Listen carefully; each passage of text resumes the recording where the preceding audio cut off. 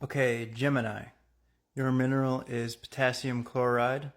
You're the sign of the hands, the lungs, and the pleura glands in the lungs. Think of plural, because Gemini has everything to do with the twins in two. So this mineral, potassium chloride, is the fibrin builder in your body. And when you are deficient, this mineral, like Geminis are, this is the sun primarily, but certainly the moon and ascendant and any planet. A great deal depends on the aspects to the placement in Gemini. So potassium chloride deficiency creates an excess or lack of fibrin, and it's out of balance. Sometimes it can be excess in some areas and a lack in other areas. So when you're deficient this mineral, your body's creating extra fibrin in some areas, which turns to a mucus. So Geminis, they become more mucousy. Their inner ear gets clogged. They develop more earwax buildup. Eustachian tube blockages. So there's like a cracking when they swallow or below their nose. And it has been said that sometimes Gemini can lean towards a tendency of speaking more than listening, and this could be related to a physiological problem with their hearing capabilities. It's very possible. When they lack fibrin, their face can sort of lose its fibrous shape. I know it's so mean to Gemini, but you can sometimes see two faces within their face.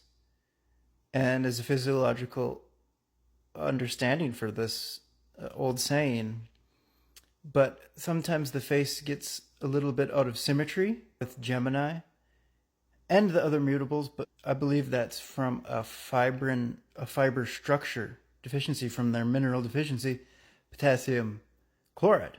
This mucus also shows up in their skin. It can be a milky look to the skin. There's even a milk mustache, and it can be on the cheek, the whole skin, around the eyes. A milky look. That's from excess fibrin, which is turned to mucus.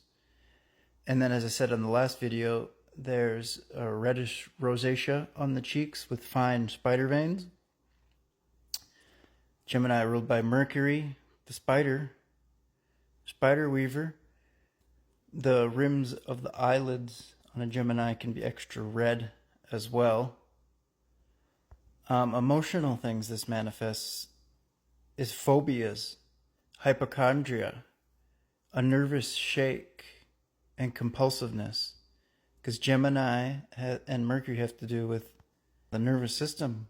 This salt deficiency is also linked to anemia, because Gemini is the lungs. It takes in air, so it works with oxygen uptake and iron. So if you have Gemini placement square to Pisces placements, anemia is very likely. Also, Capricorn and Aries add to this.